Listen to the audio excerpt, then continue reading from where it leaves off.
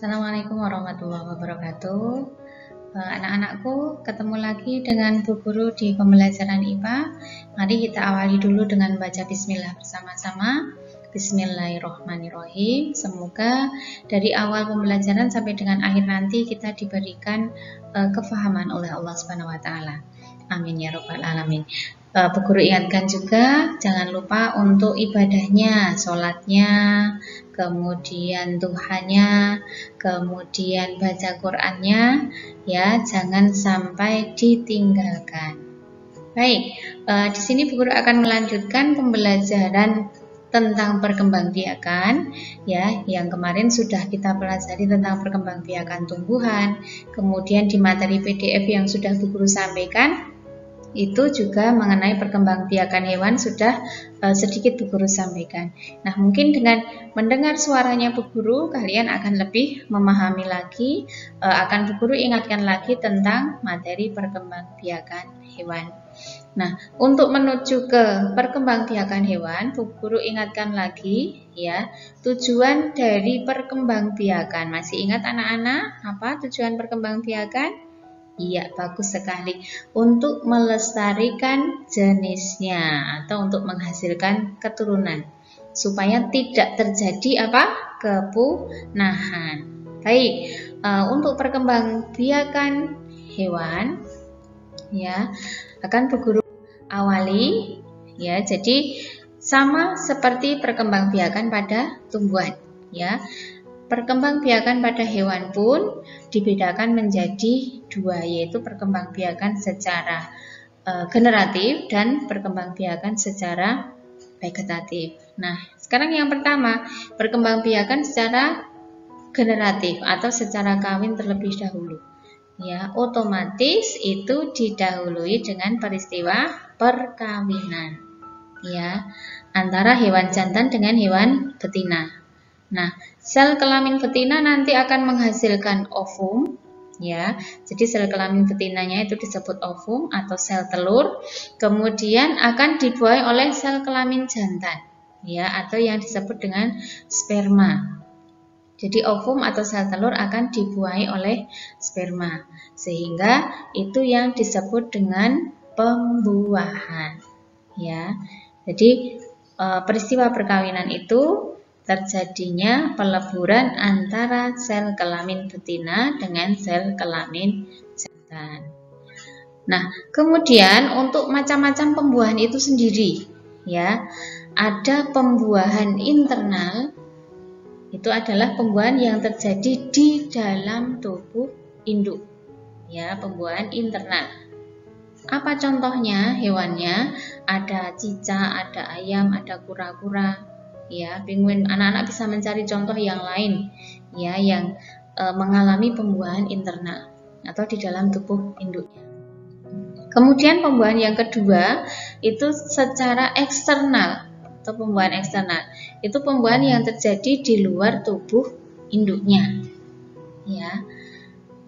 Apa contohnya? Ada katak, ada ikan mas. Jadi itu prosesnya adalah katak betina ya, mengeluarkan sel telur di dalam air. Kemudian di belakangnya ada katak jantan yang membuai sel telur itu. Jadi pembuahannya tidak di dalam tubuh katak betina, tapi di luar tubuh.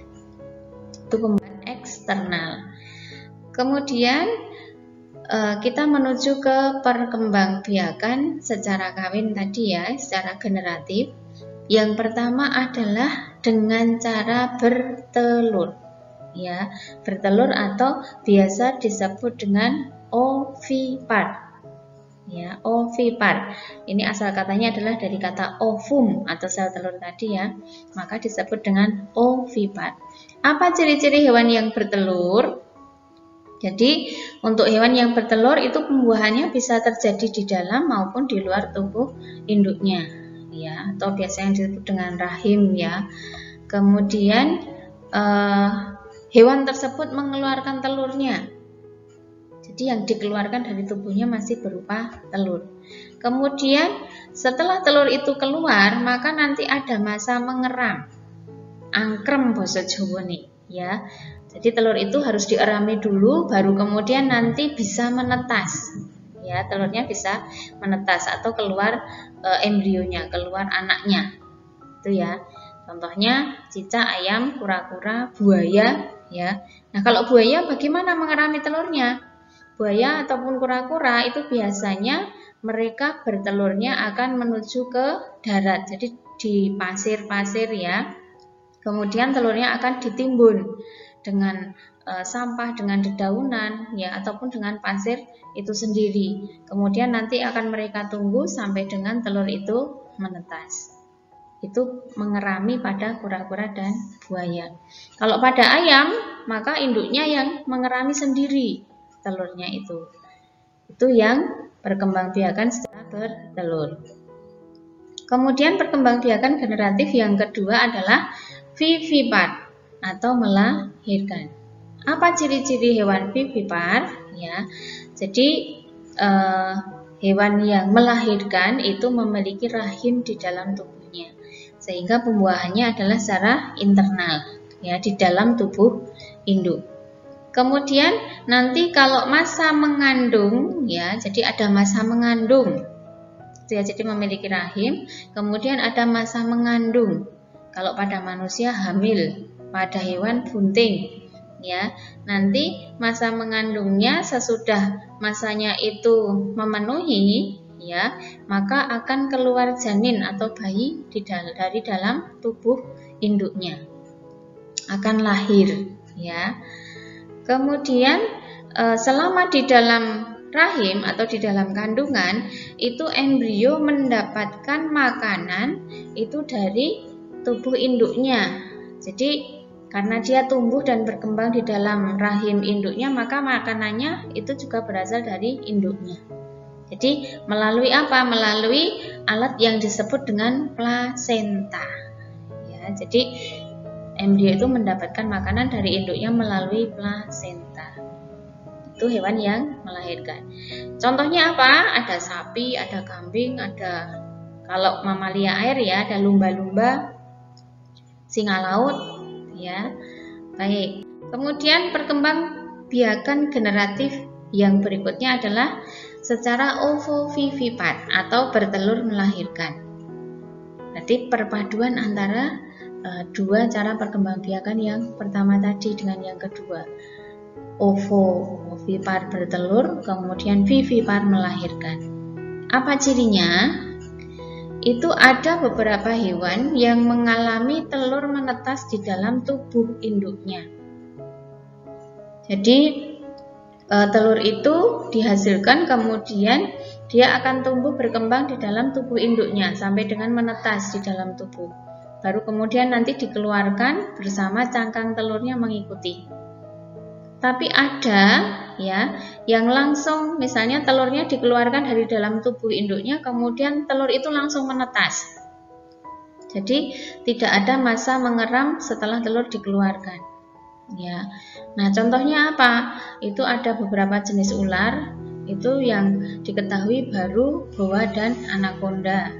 Kemudian beberapa jenis kadal, karena beberapa jenis ular pun ada yang berkembang biaknya secara bertelur saja, ya, tidak bertelur melahirkan. Jadi yang bertelur melahirkan sejauh ini yang sudah diketahui adalah baru jenis boa dan anaconda. Itu ovovivipar. Ya. Kemudian cara perkembangbiakan yang berikutnya sama seperti tumbuhan kemarin ya, ada generatif, kemudian ada vegetatif. Apa itu vegetatif? Perkembangbiakan yang terjadi tanpa adanya pertemuan sel kelamin jantan dan betina. Jadi tidak ada perkawinan. Nah, apa saja yang termasuk dalam perkembangbiakan vegetatif atau caranya dengan apa? Jadi sama, menggunakan bagian tubuh dari hewan itu sendiri. Ya, yang pertama adalah tunas. Contoh hewan yang berkembang biak dengan tunas adalah hidra. Nah, ini gambarnya. Jadi jangan salah, ini bukan tumbuhan, tapi ini adalah hewan. Ya, anak-anak masih banyak keliru, ini dikiranya adalah gambar tumbuhan. Tapi ini adalah hidra ya, termasuk dalam jenis hewan.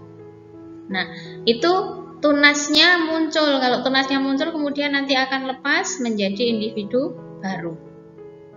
Ya, berarti dari 1 menjadi 2. Berkembang biak. Perkembangbiakan vegetatif yang kedua adalah dengan cara fragmentasi. Apa itu fragmentasi? Fragmentasi adalah sama dengan menggunakan potongan tubuhnya. Jadi di sini contohnya adalah ada bintang laut, ada cacing pipih, di situ gambar cacing pipih ya anak-anak. Itu dia akan memotong tubuhnya. Jadi dari potongan tubuhnya itu nanti akan muncul atau tumbuh organ tubuh yang lengkap. Jadi kalau bagian kepala nanti akan muncul ekornya. Kemudian kalau dari ekor maka akan tumbuh kepalanya. Ya, itu cara fragmentasi. Fragmentasi dengan fermentasi beda loh ya. Fragmentasi itu potongan tubuh. Ya. Kemudian yang ketiga adalah dengan membelah diri. Nah, membelah diri sama seperti pada tumbuhan, itu dialami oleh hewan bersel satu. Contohnya di sini adalah amuba. Ya, itu ada gambaran mengenai pembelahan dirinya atau inti selnya, jadi dari 1 membelah menjadi 2. Ya.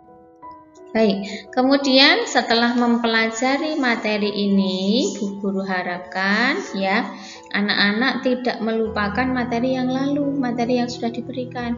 Jadi tentang perkembangbiakan tumbuhan masih dibaca lagi, masih diingat lagi. Kemudian yang sekarang tambah perkembangbiakan hewan. Ya, kalian bisa baca materi dari buku apa saja yang sekiranya itu bisa digunakan untuk tambahan pengetahuan kalian. Ya, jadi Bu Guru tidak hanya mewajibkan dari 1 buku, tidak.